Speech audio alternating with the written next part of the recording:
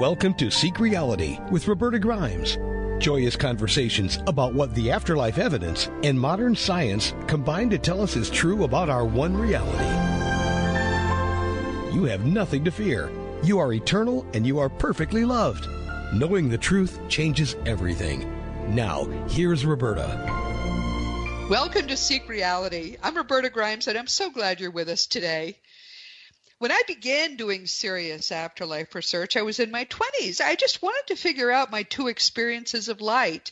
I had no idea at the time that I was embarking on a whole lifetime of obsessive research. But I figured out where my experiences of light had come from pretty quickly, and also approximately what they had meant. And then I wanted to learn all I could about the afterlife realities that I had discovered inadvertently. And the more I learned about the astonishing details of an afterlife that is fully as complex and amazing as the reality we think we see around us now, I think actually it's more so, the more I wanted to know. As I've said before, this entire physical universe is just a tiny part of what we now know is real. And the non-material part is where we truly do live eternally. It's fully as complex and amazing and wonderful as what we think we see around us now. But of course, studying the afterlife leads to our learning what the entire purpose of our coming to Earth is all about, and it's in various ways to grow spiritually. And that leads us to want to know a lot more. Can you see how this happens, everyone? It's just addictive. We want to know a lot more about this strange and very complex reality, most of which is composed of consciousness, so it isn't even visible. And I've been trying of late to think of ways to help you begin to build the sort of understanding of what is really going on that's taken me a lifetime to build. And to that end, we're going to have a series of guests who are going to be talking about things that I'm not sure about, but that I think fit perfectly with what we already know. This is how my own learning has expanded. And in sharing them with you, I'm going to help you, I think, come to expand your own understanding. Our guest today is a great one. Her name is Judi Miller. Judi was a successful CPA and corporate financial executive, but people had no idea. By the way, also wife, mother, perfect life, actually. But people didn't know that she was living in the terror of the night and of the possibility of sexual assault, of all things. She didn't even have it in her background, she thought.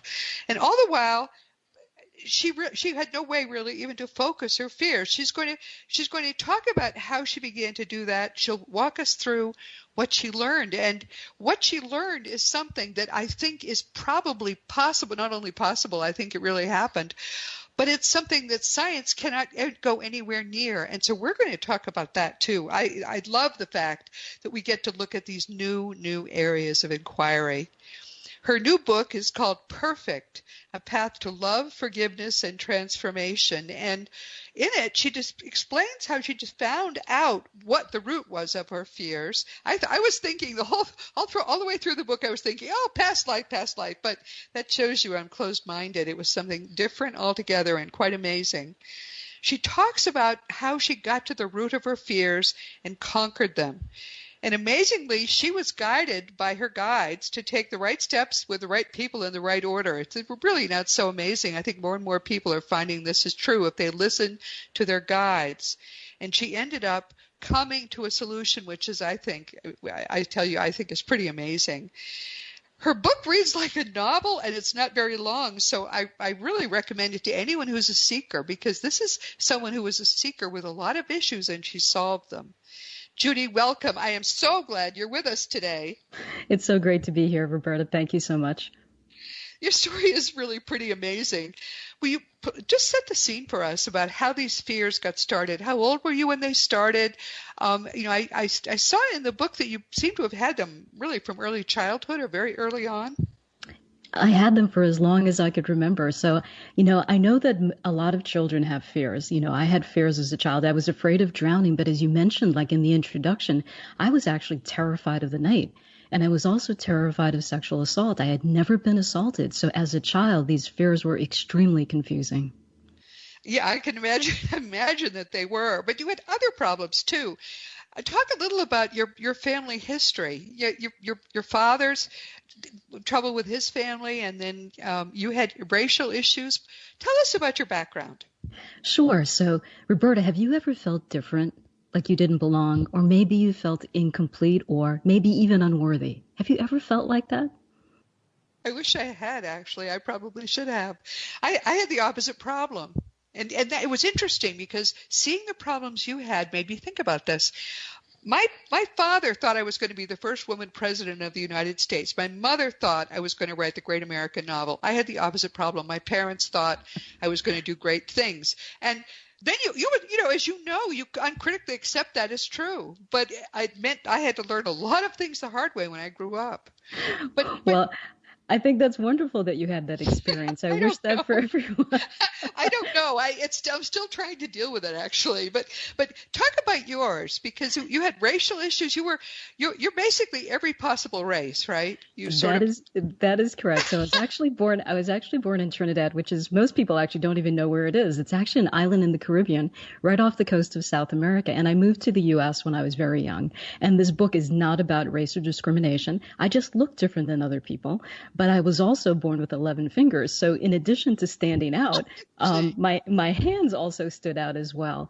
And yeah. I also could sense and feel different spirits and different energies at night. So as a child, I just wanted to hide, but I couldn't, because I was always out there. And Yeah. Roberta, what I found though was I always felt like I was nothing. Like no matter what I did, I felt Oh, like I that's was nothing. awful. I no child would have to go through that. That's terrible. But there is a happy ending because I realize that in the nothingness, when we drop our stories, our labels, and judgments, we could all emerge as our true and authentic self. That's what's wonderful. You overcame really all of this. But I think you're quite pretty, actually. I think the mix of races, there's a kind of hybrid vigor that goes with that. And that's a wonderful thing. I think more and more people are going to think it's boring to be just all one race. Well, that's very, very kind of you to say. But, as a child, I had these fears and, they continued well into my 20s. As you mentioned in the introduction, I started my career as a CPA and then went to work in finance in the healthcare industry for over 20 years.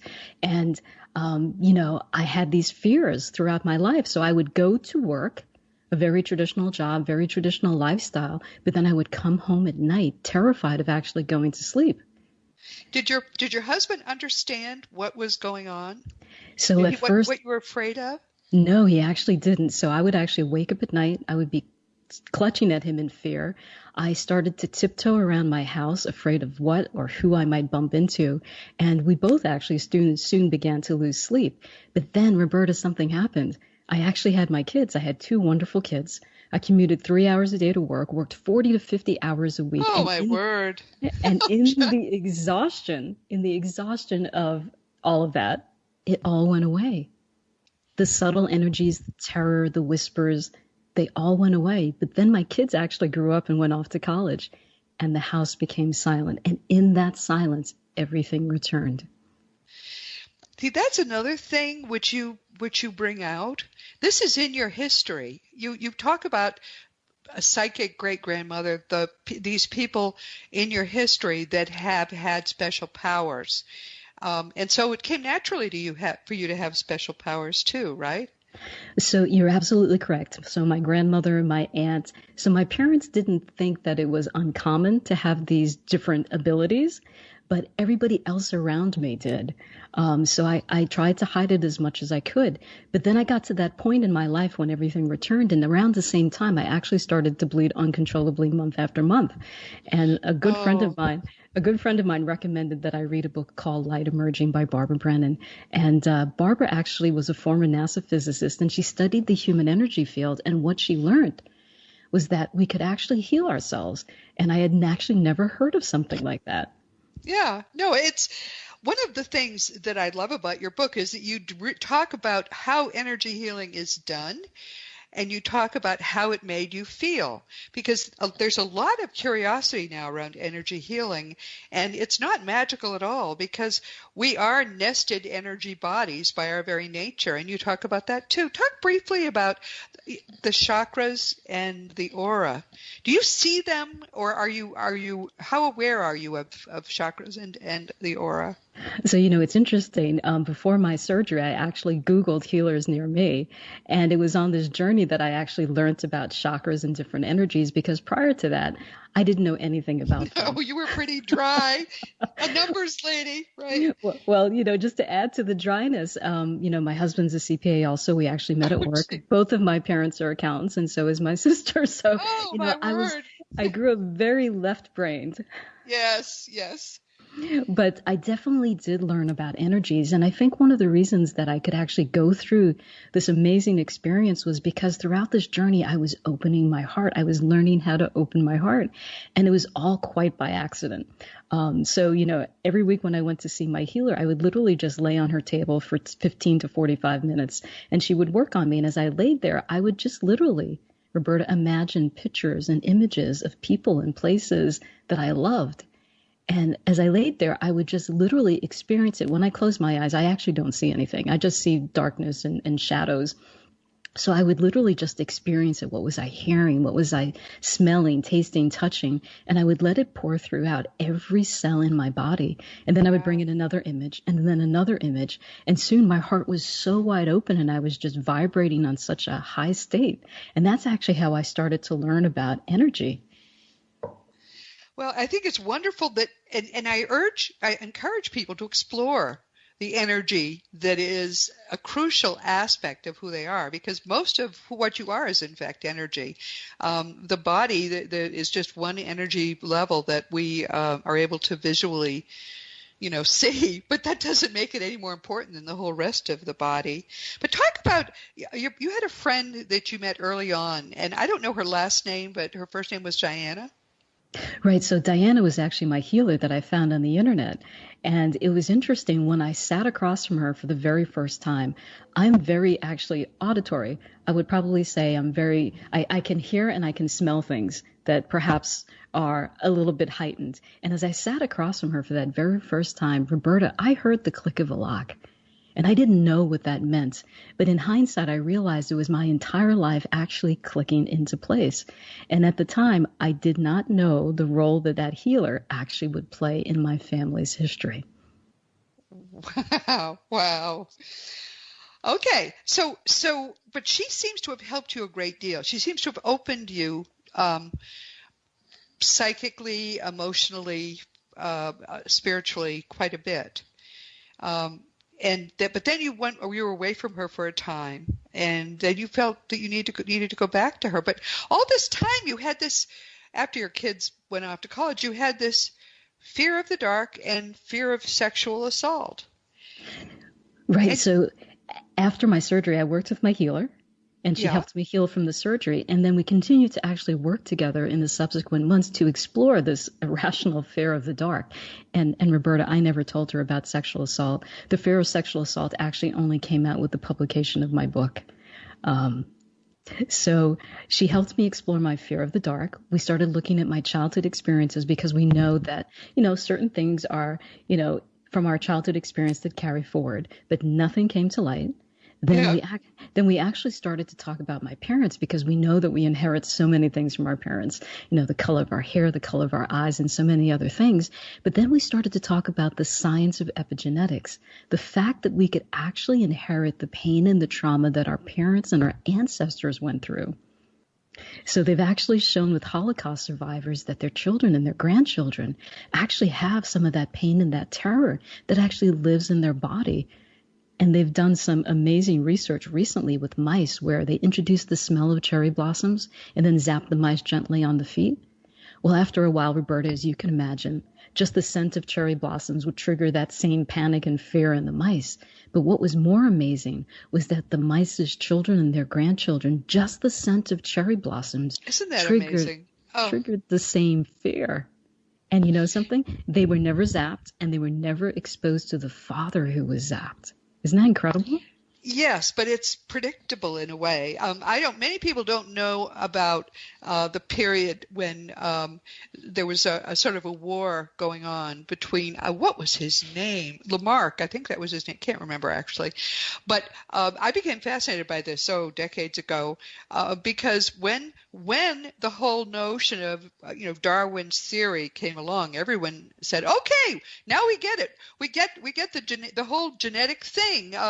We have we have genes, and the genes are who we are, and we, new mixture of genes makes a new person." And it was so simple. And Lamarck was at the same time in working on a similar thing, but he said, no, there's a lot more going on. There are ways that the genes express and don't express, and all of this stuff. And basically, he died penniless, and Darwin became successful. But the Lamarckian ideas seem now to be, although I don't think the scientists can accept them still, but they seem to be much more important. They still to this day don't know most of what they would need to know to be able to use genetic material to create a human being, which to me is astonishing. When all the genes do is code for proteins. Mm-hmm. That's all they do. Isn't that astonishing to you? It is. It absolutely is. So, and Roberta, okay. Go ahead. I was going to say, Roberta, they also say that female babies are born with 2 to 3 million of their reproductive eggs at birth. So for a large part of your mother's childhood, as well as her young adulthood, you were actually a cell in her body. Okay, so that's a very important point. I want to just go back a little bit and talk about past lives, because you got into that too. Yes. You were fascinated by Brian Weiss, who, by the way, I recommend everybody read his books, because not only past lives, but actually also future lives are affecting our present lives. They're all happening at the same time. We now know that. And they're affecting one another. But you started to think, well, I've had no traumas that would make me afraid to be sexually assaulted. So take it from there. You thought maybe it was a past life that was doing it. Right, absolutely. So she introduced me to past lives. My healer introduced me to past lives because it was actually something that I also never heard of. So I was exposed to so many different things. And she introduced me to, like you said, the work of Brian Weiss. And Dr. Weiss actually had a patient named Catherine who had some unexplainable fears and phobias. And during hypnosis, quite by accident, they were able to uncover where these fears came from. They actually came from previous lives that she had lived. And by just understanding where they came from, she was actually able to be healed. And my healer also introduced me to the work of Dr. Michael Newton as well as Dolores Cannon. And I was truly amazed and fascinated by all of this. Yeah. Well, now here's where my research and your research are coming together, because coming at it purely from trying to understand the death, the afterlife, and why we're here, and the process, how the process all works, I came to them as well, and I was equally fascinated by them. And Dr. Weiss wrote "Same Soul, Many Bodies." If anyone is looking at their you're driving in the car and suddenly they're trying to look at me funny and say, "What do you mean, Roberta, future lives?" Well, "Same Soul, Many Bodies" is about how future lives can affect our present lives. So there's a lot going on in you that you don't realize, and that people around you don't realize. You are much more complex and much more affected by many more things than you could possibly know. And that's one of the fun things about this book, because this woman has had a lot of issues, let's say, but she has been able to bring herself to the point of real healing and forgiveness and peace by confronting them all. Because one of the great things about these issues is simply knowing about them makes a huge difference. So, okay, picking it up where you left off for a moment, you still hadn't found what had caused your problem, but then there was a birthday party for your mother, and talk about that. Sure. So we were celebrating my mother's 80th birthday. And at my mother's 80th birthday, I found out for the very first time, I'd actually never heard it ever mentioned in the family, that my mother was actually attacked or raped by her stepfather when she was 12 years old. And I never knew that. And it Right. all of a sudden clicked into place where this fear of sexual assault had actually come from. It was actually a cellular memory from my mother. And as I was mentioning before, people believe that every female baby is born with 2 to 3 million of their reproductive eggs. So for a large portion of our mother's lives, we were actually experiencing the very same things that she did on a cellular level. So it isn't only affecting babies. It isn't only affecting you in utero, but it can even affect the cells that are being developed in the ovaries, or probably also in the testes of a parent. Isn't that what we can say based on what your experience was? Absolutely. I think that's what. Talk more about it. I think that's wonderful. So, and then, as you know, there is a shocking connection at the very end of the book that really ties it together. And if you'd like, I'd love to share it with your readers. Please do. Okay, go ahead. So I uncovered where this fear of sexual assault actually came from. And I was actually working with my healer, and we realized there was actually a shocking connection to the very healer I trusted to heal me. And in that moment of revelation, Roberta, I could have felt fear, I could have felt anger or betrayal. What I learned was she was actually the person in a previous lifetime that actually had assaulted my mother. But I didn't feel any of those things. What I felt, Roberta, was the incredible love and perfection of the universe. I actually saw how all of our souls are interconnected across lifetimes and how we could truly never get it wrong and how we're unconditionally loved and accepted. See, to me, that is really amazing. But think about this, everyone. They were brought together by their guides, because obviously this fellow, when he had died, he felt tremendous remorse for what he had done, and I think this is so neat. So they were brought together, and you felt a real affinity right from the beginning, right? So to my healer, Diana, I couldn't, like you mentioned, I continued to go see her, and I actually couldn't understand why. I felt like I was being drawn to just continue working with her, even though logically it made no sense. I was already healed after my hysterectomy. So, but the beautiful thing about that is that this is healing on every level. Talk about how you felt when you first learned that was a connection. How did that affect you? I mean, because here's this person in front of you who caused you all this trauma in a different life. So throughout this journey, one of the things that I learned was to let go of the stories, the labels, and the judgments, and to truly experience every moment of life as a sensation in my body. I believe our bodies tell the truth, and I believe the stories we create in our mind are not always true. So in those few first moments, probably the first day when I realized this connection, it literally felt like wave after wave hitting me. And some people might describe it as sad, but I just let the emotions flow through me. And Roberta, after a day, I realized how miraculous and beautiful the universe is. Think about that. What are the odds, as they say? Absolutely. So many of us go through life. That's why I asked you in the very beginning, have you ever felt different, unworthy, maybe even incomplete? And I believe many people do. And I think you're so fortunate that you haven't had to go through that. But if we knew that we could never get it wrong, that we were unconditionally loved and accepted, I think we would all live our lives very differently. Oh, 100%. That's why I feel driven to teach people that they don't die, that life is eternal, because then you start living on an eternal frame. I mean, most people go through a period of their lives when they think life sucks, then you die. So why don't I get mine, But you don't feel that way anymore when you realize that this is just a little tiny part of your eternal life. And then you really want to live a lot more seriously, a lot more profoundly, and a lot more in what's important: love, forgiveness, joy, helping others. Yeah, wow. So you after going through this, you really felt driven to try to help others, right? Because it's clear to me your whole act is pretty much together now. You certainly you don't sound like the person who wrote that book. You've moved past it, moved beyond it. Absolutely.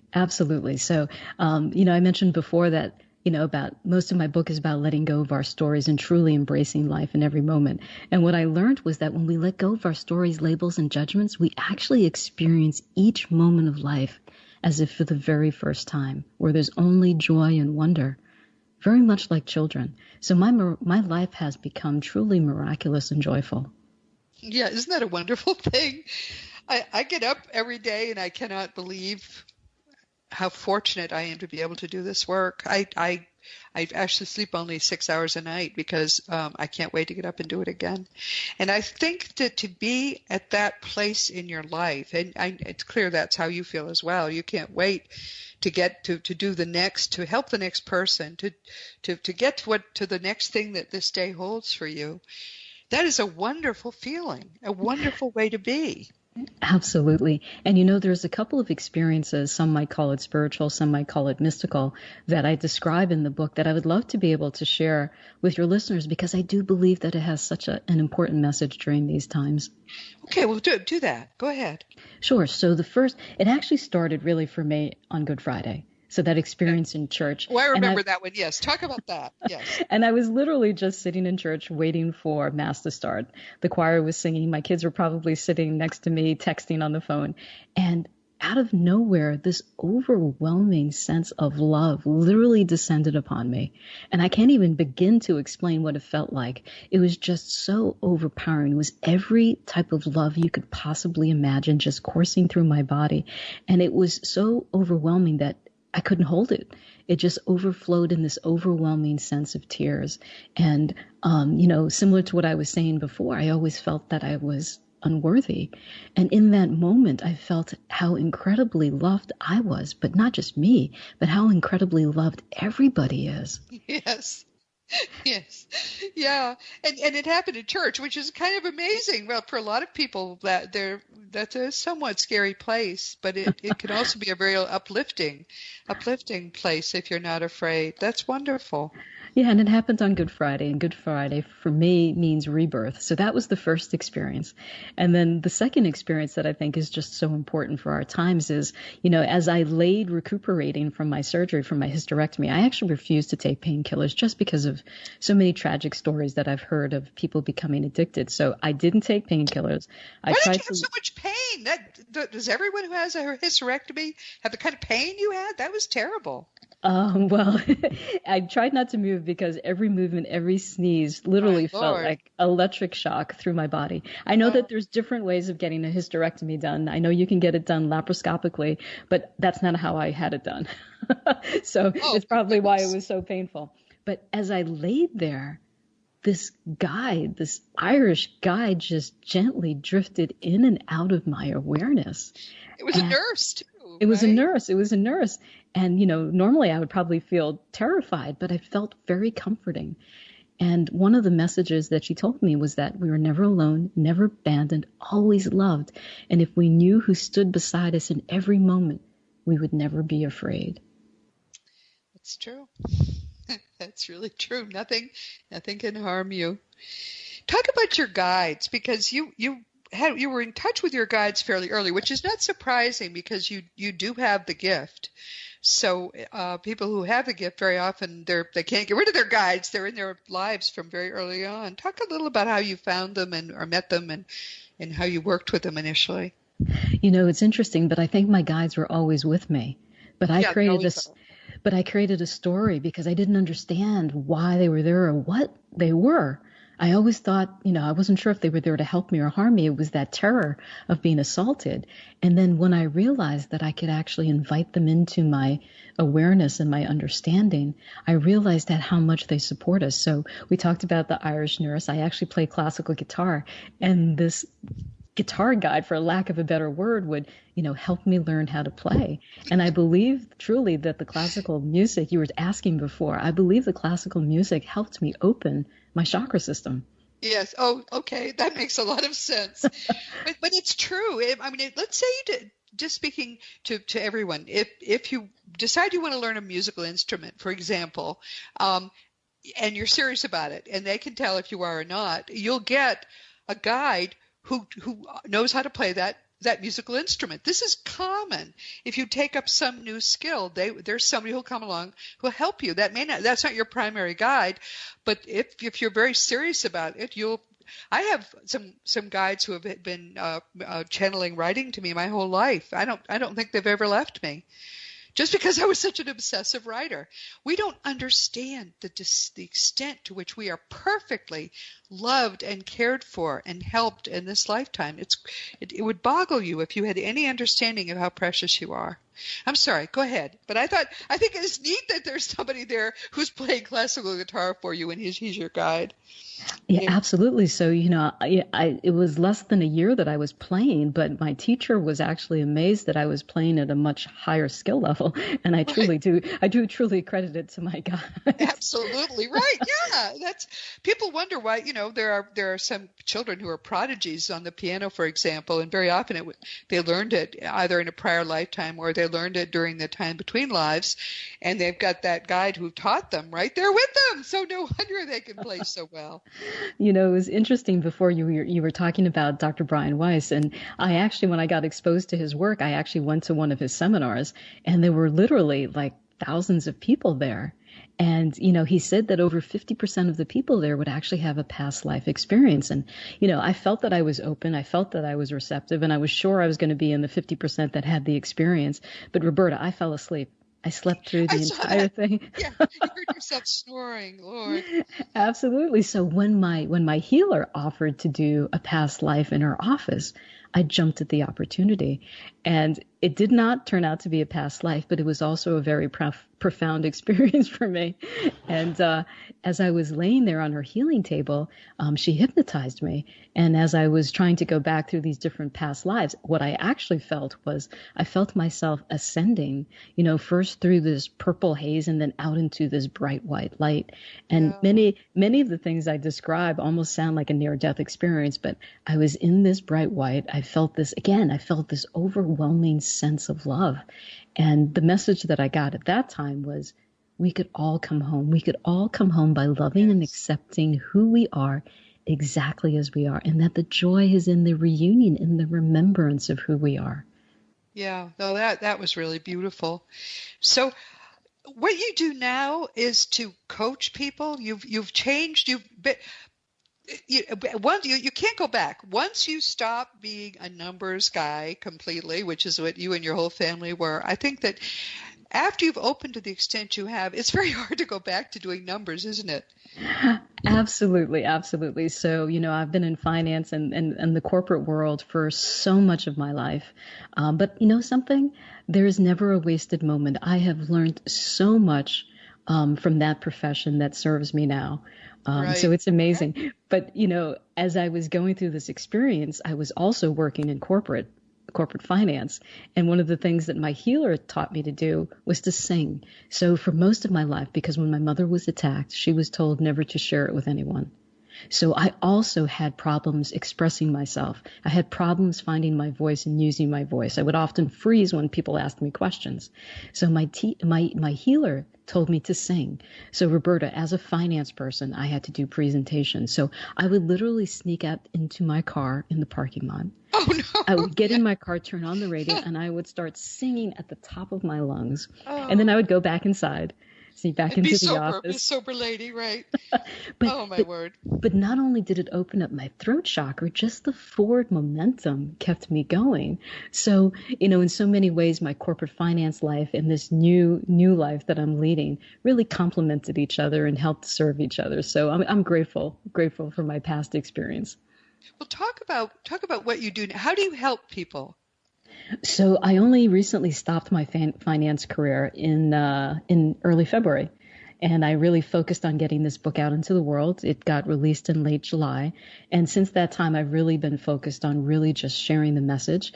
I do coaching. I do energy healing as well as ancestral clearing, as well as energy work. But my focus right now has really been spreading the word, and as soon as January comes around, I'll be spending more time working with people. And what do you do? Do you do for them what Diana did for you? Are you able to do that, or what? How? If people are listening and they're thinking, "Gee, I think I need the kind of experiences she's had. How can I get them? Are you able to help people in the same way you were helped? So I think there's so many wonderful modalities that can achieve the same thing. So Diana worked with Brennan Science, so Barbara Brennan. Yes. I'm actually trained in something else. I'm trained by John Newton, the founder of Health Beyond Belief, in terms of ancestral healing. Many indigenous cultures believe that when we heal, we actually heal 7 generations back and 7 generations forward. So that's really what my focus has been on. And then, like you mentioned, everything is energy. So just helping people work with their energy in a productive, supportive way. So it depends on what people need, basically, is the kind of help you would first get to understand what their issues are, and then you would help them begin to unravel the past, the present issues. As I say, I don't have these issues. I guess maybe I wish I did in some ways. I try very hard to empathize with people, but you're able to help them get down to what it is that's bothering them. So the beauty of it, so I'm going to describe, what I learned from my mentor, John. So basically, our bodies are infinitely intelligent. Our bodies actually hold our trauma. So this is a gross generalization. Many people, many of your listeners may know the late Louise Hay. She was the founder of Hay House. Of course. She wrote, one of her early books was You Can Heal Your Life, You Can Heal Your Body. And she talks about how these traumas actually get attached to certain parts of your body. And I learned this from John as well. And this is a gross generalization. I do get more specific with clients. But for example, if you have a pain in your elbow, oftentimes it's a trauma or a story that got stuck related to feeling unsafe in the world. If you have an issue with your lower back, sometimes it's about taking on responsibility. If you have pains in your leg, it's oftentimes about moving forward in your life. So our bodies actually tell us the nature of the trauma and the stories that we are holding and that we need to release. So the first part of it, just very simply, is to really, so for example, if you wanted to work on a certain issue, where do you notice it in your body? Because our bodies tell the truth. So, for example, for me, for much of my life, I felt like I was different. People would say hurtful things, and it felt like somebody was I felt like an elephant literally sitting on my chest, and I couldn't breathe. So the first part is to realize, where is it in your body? And then you breathe gently into it. And as you breathe into it, oftentimes an image or a memory comes to you. And sometimes it feels like you're making it up. And it could be from this lifetime. It could be from when you were in the womb. It could actually be from a previous lifetime. And as you breathe into that, you can see that stressful moment. And what were you saying to yourself in that moment? So you're doing 2 things. Number 1, you're feeling and acknowledge the sensation in your body. Number 2, you're giving that younger, smaller version of yourself finally a voice. So in that stressful moment, what were you saying to yourself? And in my case, if you remember from the book, I was saying, why are you here? And it made no sense. Why are you here? Until I realized that was what my mother was saying to her attacker. Why are you here? Right. And then the third part, and I know that you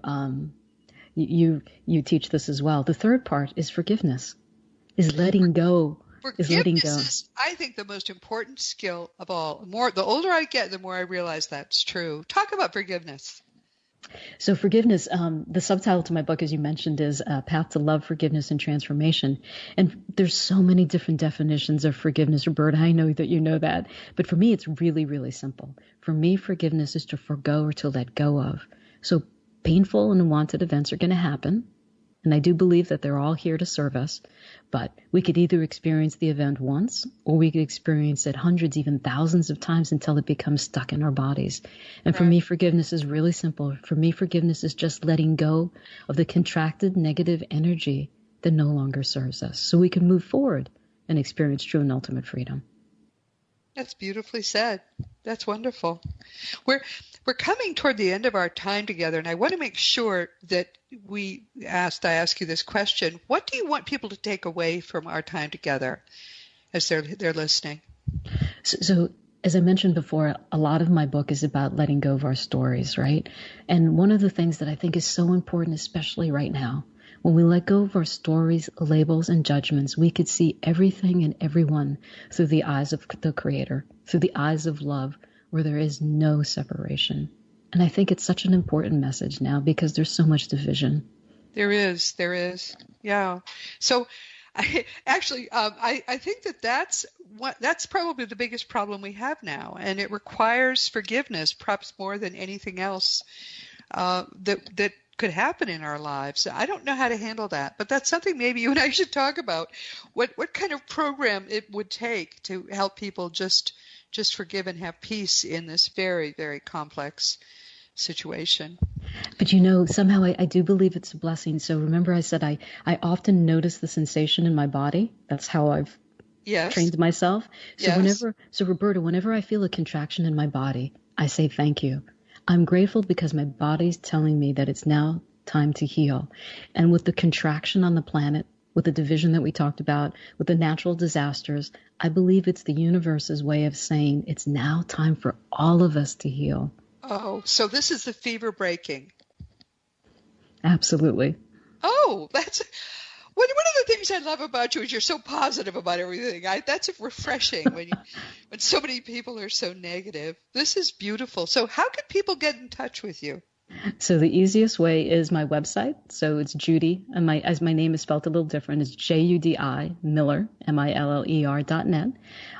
You could actually buy my book there. It takes you right to Amazon. But the reason I suggest people go there is because there's actually 5 free bonuses when you purchase the book. So from some of my mentors that helped me through this journey and on this journey. So if you're going to buy the book, I invite you to go there. But I also have a free ebook called Awaken the Creator Within, totally free, Roberta, to your listeners. So they can check that out. I have a monthly blog, and I have all my social media handles there as well. Wow. Okay. So one-stop shopping, as they say. But if you're interested at all in trying to improve your life spiritually, to get rid of the blocks, get rid of the negativity, and just really begin a much more positive life, this is a great place to go. JUDIMILLER.net. Very simple, very easy. I'll put it in the notes to the program as well.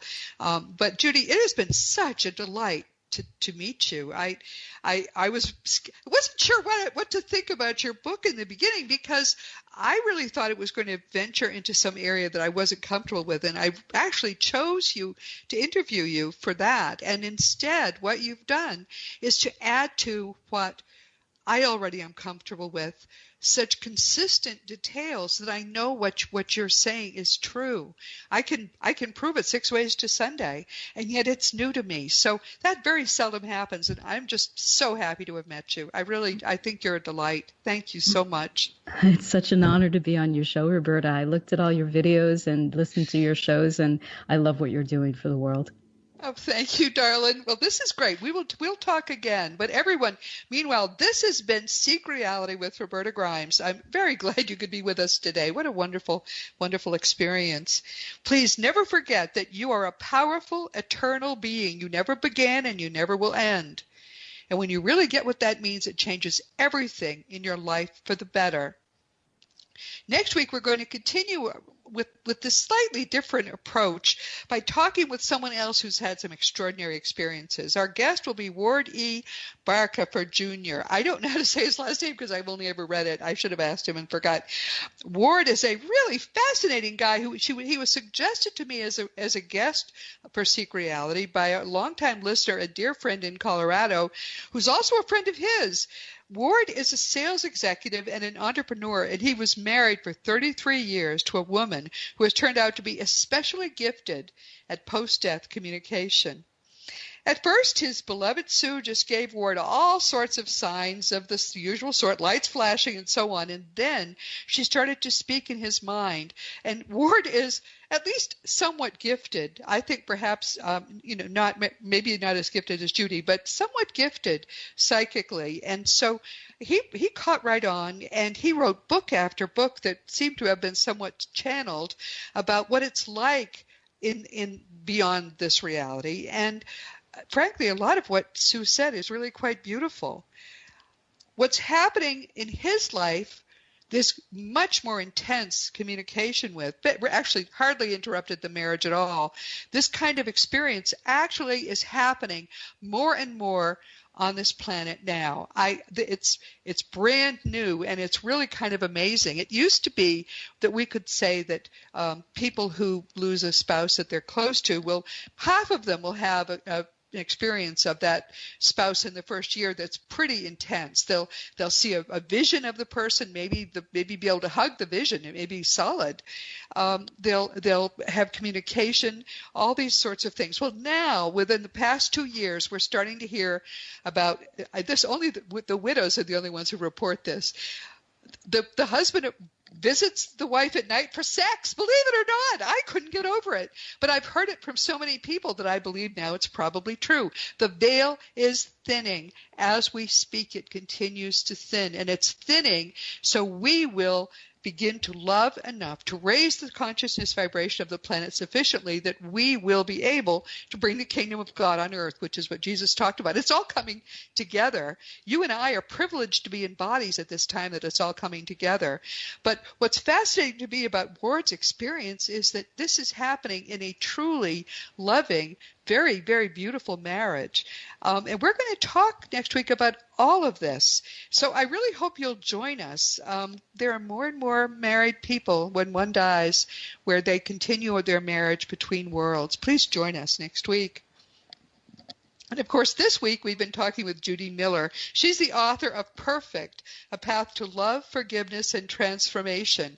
This is a terrific book. It reads very quickly like a novel, but it's about someone who was damaged actually in childhood in a number of ways, and in her life. She had a very good life actually, but she was living with all of these problems, and she actually was able. It just gives me shivers to think about it. The fellow who raped her mother and gave her these initial problems came back as a woman and helped her to heal them. That is possible, and here we see it happening, and I only understand it's possible because of all the study I have done. So here I'm giving you the opportunity to discover something astonishing and new, and as you can hear, she has a voice you'd want to listen to forever. So if you think that she can help you, she would be a very nice person for you to get to know better. This is the kind of thing I'm going to try to introduce you to more and more. I'm not going to talk as much about life after death. All of that already exists in our archive and on my website, but I'm going to try to help you to understand more and more how you can make the most out of this lifetime and maybe even help it to be your last. This is a beautiful book. Judi's story of personal growth is actually in very powerful ways everyone's story. Everyone's damaged, everyone needs to heal, and everyone can heal. So please check it out. The name of the book is Perfect, and the author is Judi Miller. Now, as you know, my own nonfiction books are Liberating Jesus, My Thomas, The Fun of Dying, The Fun of Staying in Touch, The Fun of Growing Forever, The Fun of Living Together, and soon The Fun of Loving Jesus, Embracing the Christianity that Jesus taught. For children, we have The Fun of Meeting Jesus, and soon we'll have The Fun of Growing with Jesus. I just have to write the book. The illustrations are done. You can order all my books through the bookstores or on Amazon.com, and the adult books are available as audiobooks. If you want to talk with me about anything, just go to the green contact block on robertagrimes.com. I do answer every email. It can take me several days, sometimes almost a week, because I get so many, but it's very important to me that if you have questions, that you ask me and I will help you answer them. Past episodes of Secret Reality are available on webtalkradio.net, realrevolutionradio.com, iTunes, iHeartRadio, and many, many other places, including the wonderful Dream Vision 7 radio network family. Many people just go to the iTunes App Store and they get the Secret Reality app, and then you get every episode for free. If you enjoy our weekly conversations, I want to put in another little plug for my blog. We have a lot of fun on my blog. There are a lot of commenters and many people who don't comment, but they'll send me an email instead. We have more ability really to analyze things there. Maybe I get to it's more personal to me perhaps, but we talk about some things there which I think you'll find really eye-opening and illuminating that aren't quite ready maybe to make it to Secret Reality. Meanwhile, everyone, this has been Seek Reality with Roberta Grimes. Please enjoy, please make the most of this coming week in our one reality, knowing that you are a powerful, eternal being, and you, in particular, you most of all in this universe, are infinitely loved. You've been listening to Seek Reality with Roberta Grimes. Roberta blogs and answers questions at robertagrimes.com. Join us every week as we explore what the afterlife evidence and modern science combine to tell us is true about the one reality we all share. Knowing the truth changes everything.